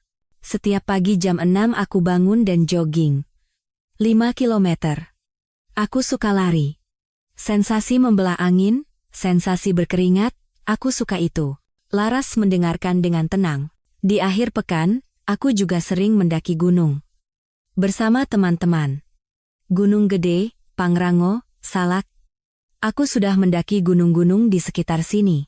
Pemandangan dari puncak sangat indah. Bima berhenti sejenak dan menatap keluar jendela. Saat itu, aku menganggapnya biasa saja. Berjalan dengan 2 kaki, berlari, menaiki tangga, semuanya biasa. Aku tidak pernah bersyukur. Semua orang begitu. Iya, semua orang begitu. Sampai mereka kehilangannya. Suara Bima merendah. Hari itu juga hari yang sangat biasa. Musim kemarau. Sekitar pertengahan Oktober, mungkin. Cuacanya sangat bagus. Langit cerah, dan daun-daun mulai berubah warna. Bima memejamkan mata. Sepertinya sedang mengenang hari itu. Pagi harinya, aku membantu pasien fisioterapi. Pak Suryo juga datang hari itu. Beliau sedang dalam masa pemulihan setelah stroke. Aku membantunya latihan berjalan. Kondisi kakek itu sudah membaik, ya? Iya, sudah sangat membaik. Awalnya beliau pakai kursi roda, tapi hari itu beliau sudah bisa berjalan hanya dengan tongkat. Aku sangat senang. Usahaku membuahkan hasil. Bima tersenyum. Namun, senyum yang sedih. Saat makan siang, aku makan bersama rekan-rekan. Di warung makan dekat pusat rehabilitasi. Aku makan soto ayam, seingatku. Enak sekali. Kami bercanda, tertawa, makan siang yang sangat biasa. Tangan Bima menggenggam cangkir kopi erat. Sore harinya, aku juga menangani pasien. Dan sekitar jam 5 sore, jam pulang kerja. Aku membereskan barang dan keluar dari gedung. Suara Bima mulai bergetar. Di depan gedung ada zebra cross. Zebra cross dengan lampu lalu lintas. Setiap hari aku menyeberang di situ. Hari itu pun sama, aku sedang menunggu lampu hijau. Laras menggenggam tangan Bima. Saat itu, aku melihat Pak Suryo. Beliau keluar dari gedung, bersama pengasuhnya. Kakek itu melihatku dan melambaikan tangan. Aku pun membalas lambaian tangannya. Bima menarik napas sejenak dan melanjutkan. Tapi tiba-tiba, kakek itu melepaskan tangan pengasuhnya dan lari ke jalan. Tanpa melihat lampu. Karena pikun, beliau sesaat tidak bisa berpikir jernih. Oh, tidak. Ada mobil yang datang. Sedan biru. Cepat sekali. Sungguh, cepat sekali. Suara Bima semakin bergetar. Tanpa pikir panjang, aku berlari. Badanku bergerak sendiri. Aku lari ke zebra cross dan mendorong kakek itu. Kakek itu jatuh ke samping.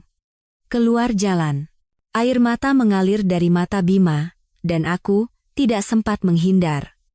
Mobil itu menabrak kaki kiriku. Mas Bima. Brak. Suara yang sangat keras. Dan aku terlempar. Ke udara. Berapa meter aku terlempar, ya? Lalu aku jatuh ke tanah. Di atas aspal. Bima memejamkan mata. Sakit. Sangat sakit. Kakiku. Kaki kiriku terasa seperti terbakar. Aku berteriak, sepertinya. Aku mendengar orang-orang berteriak. Ada yang menelepon ambulans. Laras menangis sambil menggenggam tangan Bima erat. Dan aku melihat kakiku. Kaki kiriku. Suara Bima tercekat. Posisinya aneh. Arahnya aneh. Banyak darah. Sungguh. Banyak sekali. Dan aku melihat tulang. Tulang yang patah menembus kulit. Mas Bima. Kalau tidak kuat, tidak perlu dilanjutkan. Tidak apa-apa. Aku ingin menceritakannya. Aku ingin menceritakan semuanya padamu. Bima menghapus air matanya. Ambulans datang. Entah berapa lama. 10 menit. 20 menit. Aku tidak punya ganggup waktu. Petugas medis mengangkatku ke tandu. Sakit. Setiap kali digerakkan, kakiku sangat sakit. Bima minum kopinya dengan tangan gemetar. Selama di perjalanan ke rumah sakit, kesadaranku mulai kabur. Bangun, tidur, berulang kali. Petugas medis terus mengajakku bicara. Sadar, Pak. Tahan sedikit lagi.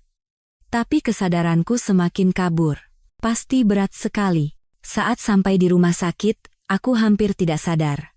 Aku dibawa ke UGD, dan dokter-dokter mengelilingiku. Aku merasakan ada yang memotong pakaianku. Aku disuntik. Lalu aku tertidur. Bima menghela napas panjang. Saat bangun, operasi sudah selesai. Aku di ruang pemulihan. Badanku terasa sangat berat. Karena bius. Membuka mata pun sulit. Keluarga datang? Iya. Ibuku ada di sampingku. Beliau memegang tanganku dan menangis. Tidak apa-apa nak, tidak apa-apa.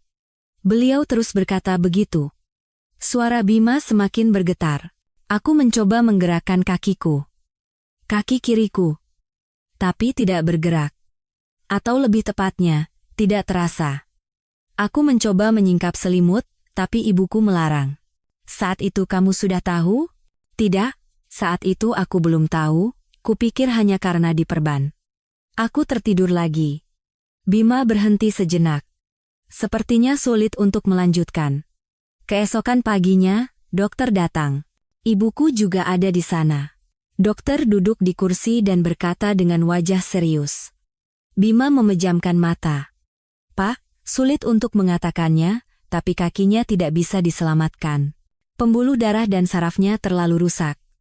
Risiko infeksi juga tinggi. Kami tidak punya pilihan selain mengamputasi di bawah lutut. Keheningan menyelimuti mereka. Saat mendengar itu, aku tidak percaya. Aku tidak mengerti apa maksudnya. Diamputasi? Kakiku tidak ada? Suara Bima parau. Aku menyingkap selimut. Ibuku melarang, tapi aku tetap menyingkapnya. Dan aku melihatnya. Kaki kiriku. Berakhir di bawah lutut. Terbalut perban putih erat-erat. Hanya itu. Laras menangis sambil memeluk Bima. Aku berteriak, sepertinya. Menangis juga. Aku tidak ingat persis. Yang jelas, duniaku runtuh. Aku pikir hidupku sudah berakhir. Bima pun memeluk Laras dan menangis. Setelah itu, aku sebulan di rumah sakit. Menunggu lukanya sembuh. Setiap malam aku menderita phantom limb pain. Kaki yang tidak ada terasa sakit. Aku ingin menggerakkan jari kaki, tapi tidak bisa. Aku ingin menggaruk kaki, tapi tidak ada kaki untuk digaruk. Rasanya seperti mau gila. Pasti berat sekali. Setelah pulang dari rumah sakit, aku harus pakai kursi roda. Untuk memakai kaki palsu, lukanya harus benar-benar sembuh. 3 bulan aku hidup dengan kursi roda. Ke kamar mandi, semuanya sulit. Bima menghapus air matanya, ibuku banyak membantu.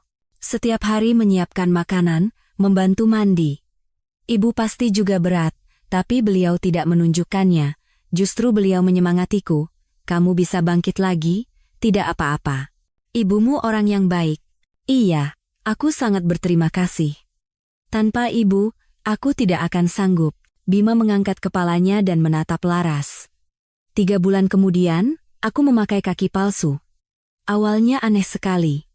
Berat, tidak nyaman, sakit. Berjalan pun sulit. Beberapa langkah, jatuh. Jatuh lagi. Berkali-kali. Tapi sekarang Mas berjalan dengan baik. Butuh waktu 1 tahun. Untuk bisa berjalan dengan benar. Setiap hari aku berlatih. Pergi ke rumah sakit rehabilitasi, fisioterapi, latihan berjalan. Sungguh, berat sekali. Seringkali aku ingin menyerah. Bima menggenggam tangan Laras erat, tapi aku tidak menyerah. Karena Pak Suryo datang menjengukku.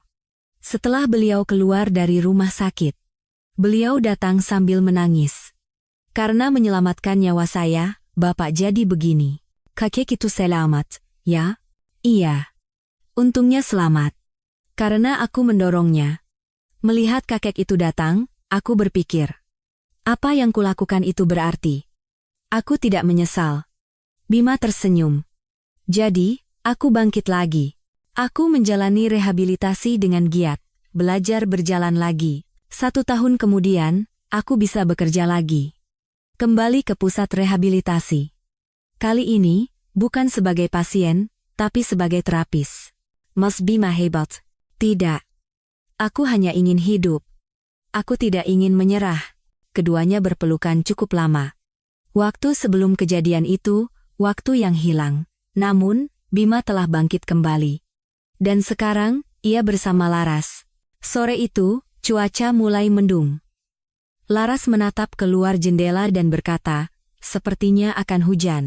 Iya, sepertinya begitu. Suara Bima sedikit menegang. Laras menyadarinya. Mas Bima, apa Mas merasa tidak nyaman saat hari hujan? Bima ragu sejenak, lalu mengangguk. Iya, sedikit. Kalau hujan, aku jadi teringat hari itu. Hari kecelakaan, apa hari itu juga hujan? Tidak, hari itu cerah. Tapi kalau mendengar suara hujan, entah kenapa aku jadi cemas. Rasanya seperti mendengar kembali suara-suara hari itu. Laras menggenggam tangan Bima. Tidak apa-apa. Aku ada di sampingmu. Bima tersenyum. Namun, di matanya masih ada kecemasan. Sekitar jam 3 sore, hujan mulai turun. Awalnya gerimis, rintik-rintik kecil yang mengetuk jendela. Bima sedang duduk di sofa membaca buku. Namun, terlihat ia tidak bisa berkonsentrasi. Ia terus menatap keluar jendela, tidak membalik halaman bukunya. Laras menyiapkan teh di dapur. Ia pikir teh hangat bisa membuat Bima sedikit lebih tenang. Mas Bima, mau teh? Iya, terima kasih.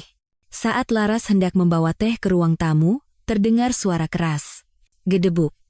Dari ruang tamu. Mas Bima.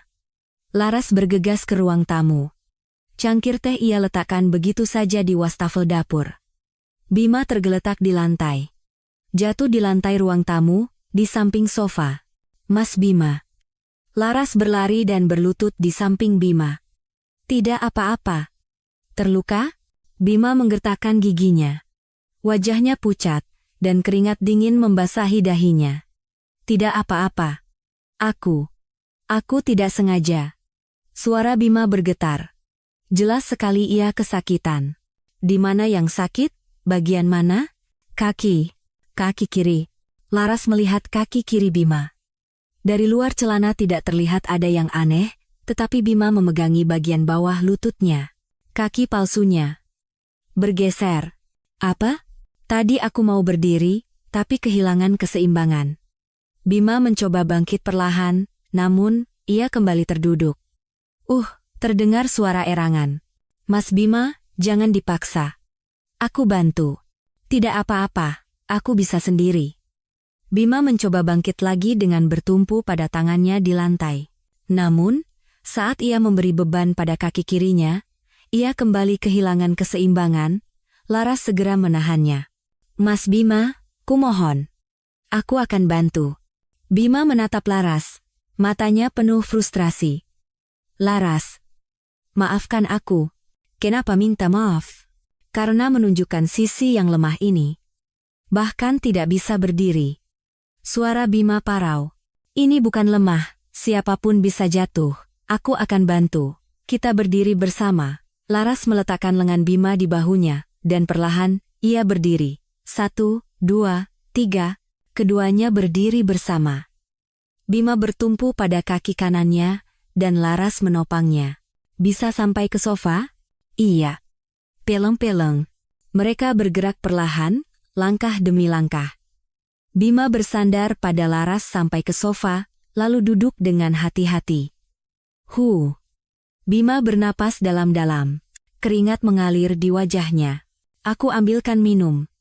Laras pergi ke dapur dan mengambil segelas air. Bima meminumnya. Terima kasih. Tidak apa-apa. Sekarang bagaimana? Iya, tidak apa-apa. Istirahat sebentar pasti baik-baik saja. Laras duduk di samping Bima. Kaki palsunya tidak perlu diperiksa. Bima ragu sejenak, lalu mengangguk. Iya. Sepertinya harus. Aku bantu? Bima menatap Laras. Tatapannya goyah. Apa? Kamu tidak apa-apa? Kenapa aku harus tidak apa-apa? Aku kan istrimu. Mata Bima berkaca-kaca. Terima kasih. Sungguh. Sungguh. Terima kasih. Bima perlahan menggulung celananya. Sampai di atas lutut. Terlihat perban putih, dan di bawahnya, kaki palsu. Untuk pertama kalinya, Laras melihat kaki palsu itu dari dekat. Kaki dari plastik berwarna kulit, sendi logam, dan perban yang melilit di bawah lutut. Bagian ini sedikit bergeser. Bima menunjuk bagian tepat di bawah lutut. Seharusnya pas begini, tapi saat jatuh tadi jadi miring. Harus bagaimana? Harus dilepas dulu. Melepas kaki palsunya, lalu memasangnya lagi dengan benar. Sekarang, di sini? Iya. Sepertinya begitu. Rasanya sulit untuk berjalan ke kamar. Laras mengangguk. Beritahu aku. Aku akan bantu. Bima menjelaskan perlahan. Bagaimana cara melepas perban, bagaimana cara melepas kaki palsu. Laras dengan hati-hati mulai melepas perban. Selapis demi selapis, perlahan. Tangannya bergetar, tetapi ia berusaha sehati-hati mungkin. Setelah perban terlepas, terlihatlah penampakan di baliknya. Kaki Bima yang berakhir di bawah lutut. Lukanya sudah sembuh, tetapi kulitnya sedikit kemerahan. Bagian ini sepertinya sedikit lecet, kata Bima. Sakit? Sedikit. Tidak apa-apa. Sering terjadi. Laras dengan hati-hati melihat bagian itu. Sepertinya memang sedikit lecet. Tidak perlu diobati? Iya. Di kamar ada obat antiseptik. Bisa tolong ambilkan? Tentu saja. Laras pergi ke kamar Bima. Ia membuka laci meja kerja, di sana ada antiseptik, perban, dan salep yang tertata rapi. Ia membawa semuanya kembali ke ruang tamu. Sebanyak ini yang Mas pakai setiap hari? Iya. Setiap malam aku merawatnya. Kalau tidak, kulitnya bisa rusak. Laras menuangkan antiseptik ke kapas, dan dengan hati-hati mengoleskannya ke bagian yang lecet. Kalau sakit, bilang ya. Tidak apa-apa.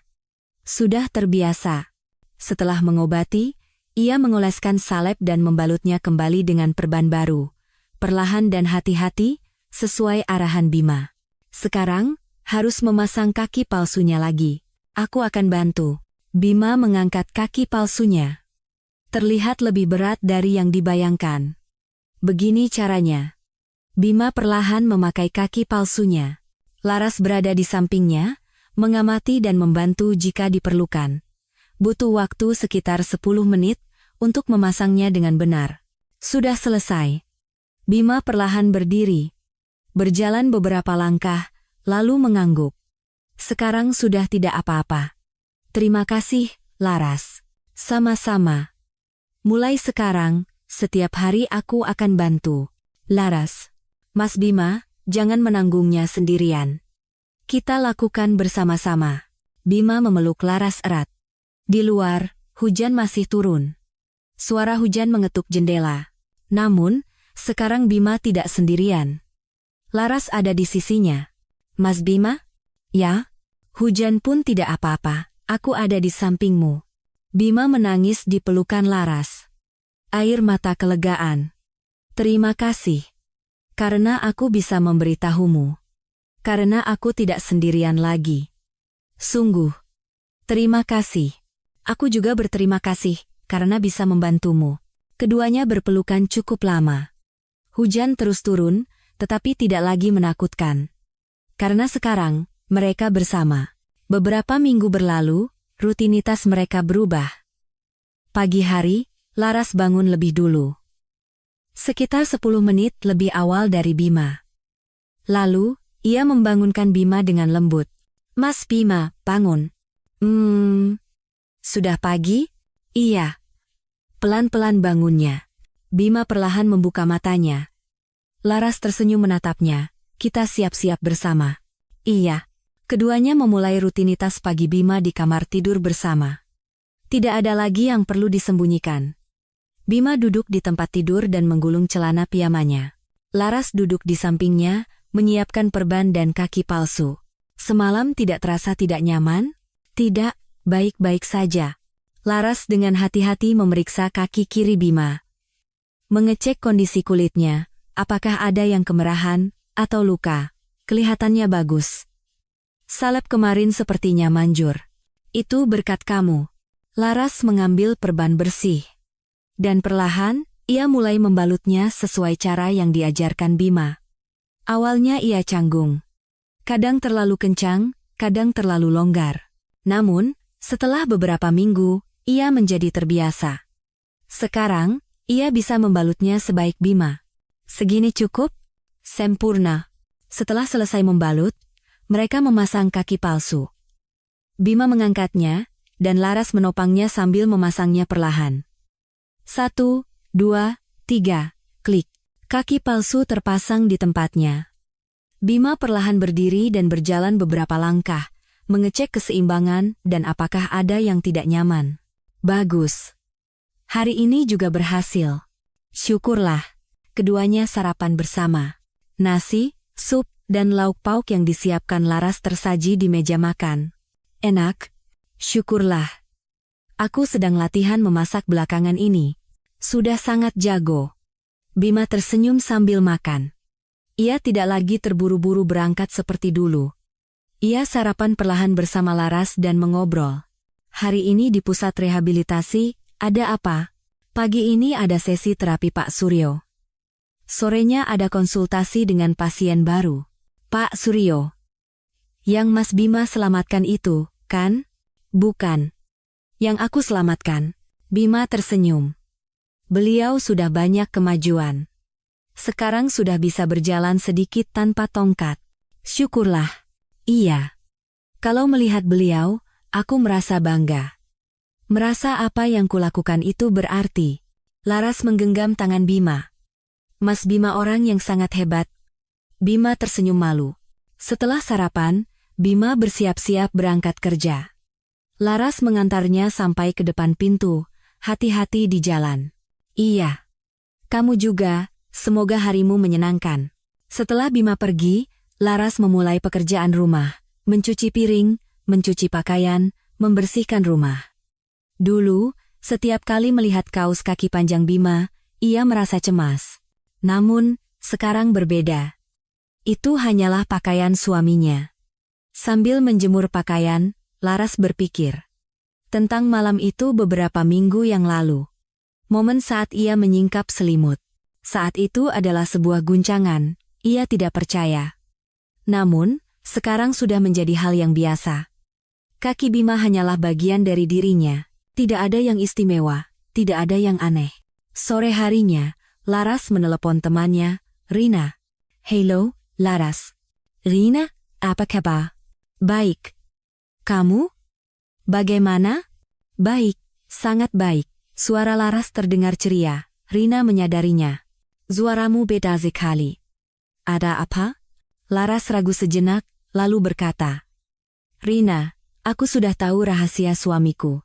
Apa? Rahasia apa? Suamiku. Kakinya. Satu kakinya hilang. Karena kecelakaan 3 tahun yang lalu. Keheningan di telepon. Apa? Kakinya? Iya. Dia pakai kaki palsu. Dan dia menyembunyikan itu. Astaga. Jadi itu sebabnya dia bersikap aneh. Iya. Dia takut ketahuan olehku. Kamu tidak apa-apa? Pasti kaget sekali. Awalnya kaget. Tapi sekarang sudah tidak apa-apa. Bukan. Bukan hanya tidak apa-apa. Tapi justru lebih baik. Lebih baik? Iya. Sekarang suamiku sudah membuka hatinya padaku. Tidak ada rahasia lagi. Aku sangat senang. Rina menghela napas. Wah, kamu hebat sekali. Kalau aku, tidak tahu akan bereaksi bagaimana. Awalnya aku juga tidak tahu. Tapi melihat suamiku, aku bisa merasakan betapa beratnya bebannya. Menyembunyikannya sendirian seperti itu. Tapi bukankah seharusnya dia memberitahumu sebelum menikah? Itu benar, tapi aku bisa mengerti. Pasti sulit untuk mengatakannya. Aku juga sulit menceritakan lukaku pada orang yang baru dikenal, kan? Rina berpikir sejenak, lalu berkata, "Iya, kamu benar juga. Tapi sekarang kamu benar-benar tidak apa-apa?" "Iya. Sungguh tidak apa-apa. Justru kami jadi lebih dekat. Karena sekarang tidak ada yang disembunyikan lagi. Syukurlah. Dari suaramu, kamu terdengar sangat bahagia." "Iya. Aku bahagia. Rina, terima kasih ya. Sudah mengkhawatirkanku selama ini." "Apaan sih? Namanya juga teman. Kapanpun butuh, telepon saja." "Iya. Kamu juga baik-baik saja, ya." Setelah menutup telepon, Laras menatap keluar jendela. Langit cerah. Sinar matahari musim kemarau yang hangat menyinari. Sore harinya, Bima pulang, aku pulang. "Selamat datang.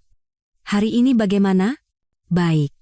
Pak Suryo hari ini pertama kalinya bisa berjalan 20 meter sendirian." "Wah, benarkah? Hebat sekali." "Iya, aku juga kaget." Keduanya makan malam bersama, sayur sop dan nasi buatan Laras. "Enak. Syukurlah." Setelah makan malam, mereka mencuci piring bersama. Bima mencuci, Laras mengelap. "Mas Bima?" "Ya? Aku mau bilang sesuatu." Bima berhenti mencuci dan menatap Laras. "Apa?" "Aku sangat bahagia menikah denganmu." Mata Bima berkaca-kaca. "Aku juga. Bertemu denganmu membuatku sangat bahagia." Awalnya aku cemas. Karena sepertinya Mas menyembunyikan sesuatu. Tapi sekarang aku sudah tahu semuanya. Jadi justru lebih nyaman. Maafkan aku karena menyembunyikannya. "Sudah, jangan minta maaf lagi. Semuanya sudah berlalu." Laras memeluk Bima. "Sekarang kita lihat ke depan saja. Masa lalu biarlah berlalu. Yang penting adalah sekarang." "Iya. Terima kasih, Laras." Malam harinya, keduanya masuk ke kamar tidur. Bima duduk di tempat tidur dan mulai melepas kaki palsunya. Laras duduk di sampingnya, membantu. Melepas perban, melepas kaki palsu, membersihkan kakinya, mengoleskan salep, dan membalutnya kembali dengan perban bersih. Sekarang, ini adalah rutinitas yang biasa. Sudah selesai. Terima kasih. Keduanya berbaring berdampingan di tempat tidur. Namun, kali ini berbeda. Bima tidak memunggunginya. Ia berbaring menghadap Laras. Dan ia menggenggam tangan Laras. "Laras? Ya? Sekarang. Benar-benar tidak apa-apa, kan?" "Tentu saja. Diucapkan 100 kali pun tidak akan cukup. Aku mencintaimu." Bima tersenyum. Senyum yang tulus. "Aku juga mencintaimu." Sangat. Keduanya saling menatap dan tertidur. Beberapa minggu berlalu, di kamar tidur yang sama. Namun, sekarang semuanya berbeda. Tidak ada lagi rahasia, keheningan, atau jarak. Mereka telah menjadi pasangan suami istri yang sesungguhnya. Beberapa bulan berlalu, musim berganti. Laras menatap keluar jendela dan berkata, "Cuacanya bagus sekali. Katanya bunga flamboyan sudah mekar." "Oh ya? Mau lihat?" tanya Bima sambil tersenyum. "Benarkah, kita mau jalan-jalan?" "Iya. Sekarang aku tidak apa-apa. Aku ingin berjalan bersamamu." Laras tersenyum cerah. Ini adalah pertama kalinya mereka keluar rumah bersama setelah menikah. Keduanya pergi ke taman kota terdekat. Sekitar jam 2 siang. Angin sepoi-sepoi yang hangat bertiup. Di pintu masuk taman, pohon-pohon flamboyan berjejer. Bunga-bunga merahnya mekar dengan indah. Setiap kali angin bertiup, kelopak bunganya berguguran. "Wah, indah sekali," kata Laras takyub. "Iya. Bunga flamboyan tahun ini sepertinya sangat indah." Bima pun tersenyum. Keduanya mulai berjalan perlahan. Langkah Bima hati-hati, tetapi stabil. Setelah beberapa bulan berlatih, kondisinya sudah jauh lebih baik. Laras menggandeng lengan Bima. "Boleh kupinjam lenganmu?" "Tentu." Keduanya berjalan bergandengan tangan. Di jalan yang dipenuhi kelopak bunga yang berguguran. Taman itu ramai. Keluarga, pasangan, teman-teman, semua menikmati suasana. Beberapa orang menatap Bima. Mereka menyadari cara berjalannya sedikit berbeda. Laras merasakan tatapan itu. Namun, ia tidak peduli. Ia menggandeng lengan Bima lebih erat. Tidak apa-apa? Iya, tidak apa-apa. Bima pun tersenyum. Dulu, ia pasti akan merasa tidak nyaman, tetapi sekarang tidak lagi. Karena Laras ada di sisinya. Di sana ada bangku. Mau duduk sebentar? Polly. Keduanya duduk di bangku. Di depan mereka ada kolam kecil, dengan bebek-bebek yang berenang. Tempat ini bagus sekali. Iya. Aku tidak tahu ada tempat seindah ini di sini, kata Bima. Kita sering-sering ke sini, ya? Iya. Setiap kali cuaca bagus, kita ke sini. Laras menggenggam tangan Bima. Mas Bima? Ya? Aku bahagia. Sangat bahagia. Bima menatap Laras. Tatapannya hangat, aku juga. Bertemu denganmu, hidupku berubah. Aku juga. Berkatmu, aku bisa mencintai lagi. Keduanya duduk di bangku cukup lama. Diam-diam memandangi pemandangan. Setiap kali angin bertiup, kelopak bunga flamboyan berguguran. Seolah-olah salju turun. Beberapa saat kemudian, Bima mengeluarkan sepucuk surat dari tasnya. Laras, ini untukmu. Apa ini? Surat, aku yang menulisnya. Laras menerima surat itu. Amplop putih. Boleh ku baca sekarang? Iya. Bacalah. Laras membuka amplop dan mengeluarkan suratnya. Tertulis dengan tulisan tangan Bima yang rapi. Laras mulai membacanya perlahan. Untuk Laras yang tercinta, saat aku menulis surat ini, kamu sedang tertidur di kamar sebelah. Aku bisa mendengar napasmu yang teratur. Mendengar suara itu membuat hatiku tenang. Aku ingat hari pertama kita bertemu. Di sebuah kafe. Saat melihatmu masuk, jantungku berdebar kencang. Anehnya, meskipun baru pertama kali bertemu, rasanya tidak asing. Saat mengobrol denganmu, setelah sekian lama, aku merasa nyaman. Kamu punya luka, aku juga punya luka. Kita bisa saling memahami rasa sakit masing-masing. Tapi aku tidak bisa menceritakan rahasiaku. Tentang kakiku. Aku tahu aku harus memberitahumu. Tapi aku takut. Takut kamu akan pergi. Saat menikah pun aku menyembunyikannya. Aku benar-benar pengecut. Aku telah membohongimu. Itu adalah hal yang tidak bisa dimaafkan. Malam itu, saat kamu menyingkap selimut, aku merasa duniaku runtuh. Aku pikir, inilah akhirnya. Kamu akan pergi. Tapi kamu tidak pergi. Justru kamu memelukku, mengatakan tidak apa-apa, mengatakan cinta. Saat itu, aku tahu. Apa itu cinta sejati? Cinta sejati bukan hanya melihat sisi yang sempurna. Tapi juga menerima sisi yang kurang, luka, dan kelemahan. Dan mengatasinya bersama-sama. Kamu menunjukkan cinta seperti itu padaku. Setiap pagi kamu merawat kakiku, membalut perbannya, dan membantuku berdiri bersama. Saat aku jatuh, kamu membangunkanku, dan saat aku lelah, kamu ada di sisiku. Berkatmu, aku bisa hidup lagi. Bukan, aku belajar cara hidup yang sesungguhnya. Selama 3 tahun setelah kehilangan kaki, aku hidup, tapi tidak benar-benar hidup. Aku hanya bertahan, menjaga jarak dari dunia, menghindari orang, dan bersembunyi sendirian. Tapi setelah bertemu denganmu, dan berkat hari-hari saat kamu ada di sisiku, aku bisa berdiri lagi sebagai manusia, dengan percaya diri. Sekarang aku tidak takut lagi. Pandangan orang, ataupun penampilanku. Karena ada kamu.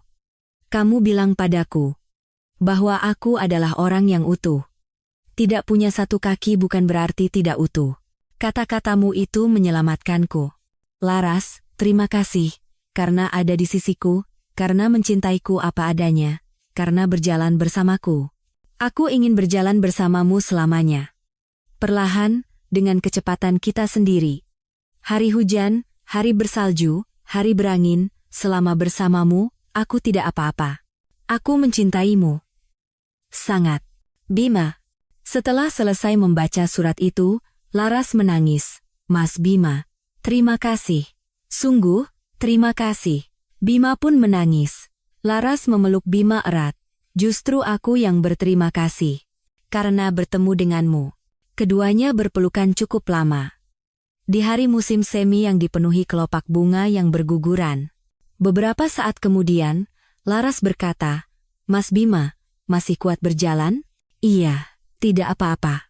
Keduanya bangkit dan mulai berjalan lagi. Perlahan menyusuri jalan setapak di taman.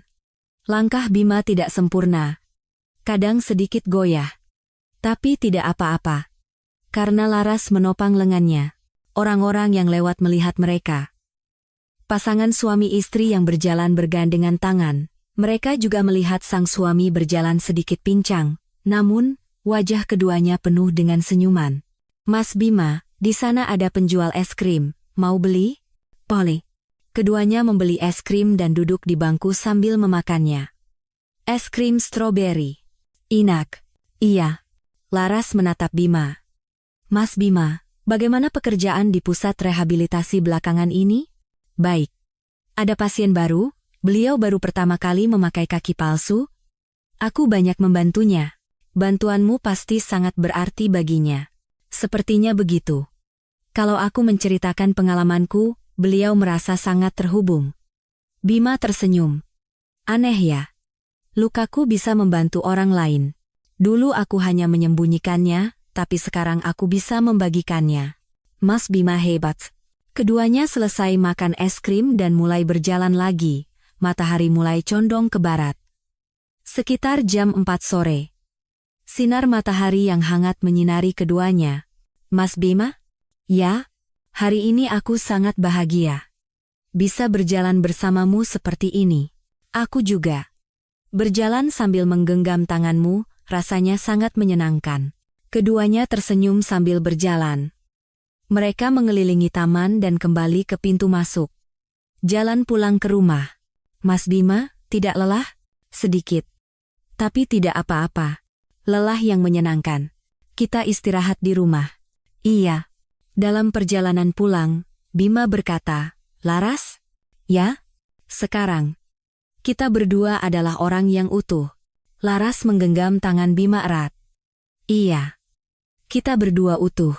Angin musim semi mengikuti langkah mereka. Kelopak bunga flamboyan terbawa angin, terbang bersama mereka.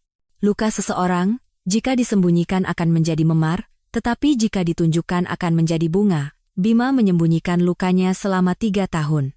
Luka itu menjadi memar yang menyakitinya. Namun, setelah menunjukkannya pada Laras dan menyembuhkannya bersama, luka itu menjadi bunga. Sekarang, bunga itu juga memberikan harapan bagi orang lain. Keduanya berjalan pulang sambil berpegangan tangan. Perlahan. Bersama-sama. Dan mereka akan terus berjalan seperti itu. Di jalan panjang yang bernama kehidupan. Terkadang, kita semua menyembunyikan luka. Takut untuk menunjukkannya pada orang lain. Namun, cinta sejati adalah cinta yang merangkul luka itu bersama-sama. Jika Anda menyukai cerita hari ini, mohon dukung kami. Perhatian kecil dari Anda menjadi kekuatan bagi kami untuk menciptakan cerita yang lebih baik. Sampai jumpa di cerita mengharukan berikutnya. Semoga hari Anda menyenangkan.